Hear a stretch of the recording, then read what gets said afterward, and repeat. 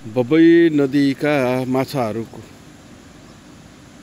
यति बेला हामी बबई पुलमा छौँ र यहाँको रमणीय वातावरणमा सबैभन्दा पहिला हामी माछाको दृश्यावलोकन गर्दैछौँ र माछाहरू हामीले केही खानेकुराहरू भुजाहरू दियौँ। त्यसपछि यी माछाहरू यसरी देखिएका छन्। बबई नदीको पुल, यो नहर, यो उत्तर साइडको निकै रमणीय दृश्य। साँच्चै नै भन्यो भने बर्दिया पर्यटनको हिसाबले निकै धनी र समृद्ध छ र यो ठाउँलाई पर्यटकीय हिसाबले विकास गर्न सक्यो भने साँच्चै नै बर्दियाको, यहाँका स्थानीय तहहरूको र समग्र प्रदेश र राज्यको पनि आर्थिक क्रियाकलापमा ठुलो योगदान पुग्न सक्ने देखिन्छ। यहाँ हामीले गोहीहरू पनि देख्न सक्छौँ। वहाँ पौडिरहेको छ गोहीहरू। निकै सुन्दर, अत्यन्तै मनमोहक दृश्य रहेको छ यहाँ।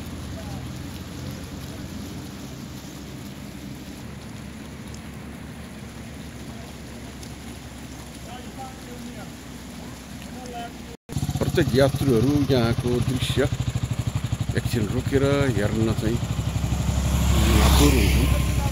हामी देख्न सक्छौँ यी टाढाबाट आएका बाइकका यात्रुहरू पनि एकछिन यो पुलमा रुकेर रमाइरहेका छन्। प्रत्यक्ष देखिरहेका छौँ।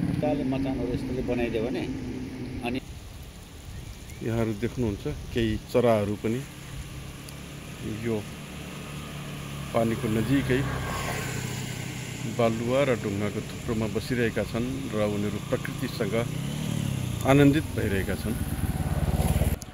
साँच्चै नै हाम्रो बर्दियाका रूपमा र एउटा पर्यटकीय महत्त्वपूर्ण गन्तव्यको रूपमा यो बबईको परेवा वडार विकास हुन सक्ने प्रशस्त ठाउँहरू देखिन्छ। अहिले पनि विभिन्न ठाउँबाट स्थानीय व्यक्तिहरू यहाँ दृश्यावलोकन गर्न आइराख्नु भएको हामी दृश्य देख्न सक्छौँ। यो हामीले देखिरहेको बबई सिँचाइ योजनाको स्थल हो। यहाँबाट एउटा नहर पूर्वतिर गइरहेको छ अनि एउटा नहर पश्चिमतिर। पूर्वतिर गइरहेको नहरले विशेष गरी बर्दिया नगरपालिका, बाँसगढी नगरपालिका,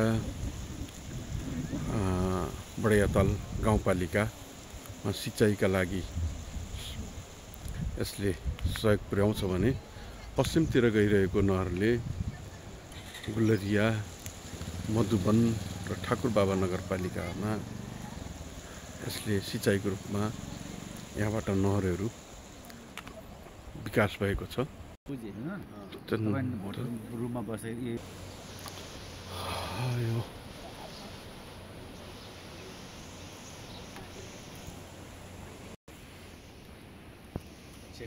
अत्यन्तै सुन्दर दृश्य, अत्यन्तै। यो बबई नदीको उत्तरतर्फको दृश्य अत्यन्तै सुन्दर हामी दृश्य देख्न सक्छौँ। यसरी त्यहाँबाट नहर सिँचाइको लागि गइरहेको छ। यो क्षेत्र पनि निकै पर्यटकीय हिसाबले निकै आकर्षक रूपमा विकास हुन सक्ने सम्भावना रहेको छ। यो खोला र नहरको बिचको जङ्गललाई पनि उद्यानको रूपमा विकास गर्न सकियो भने साँच्चै नै निकै आकर्षक बन्न सक्नेछ।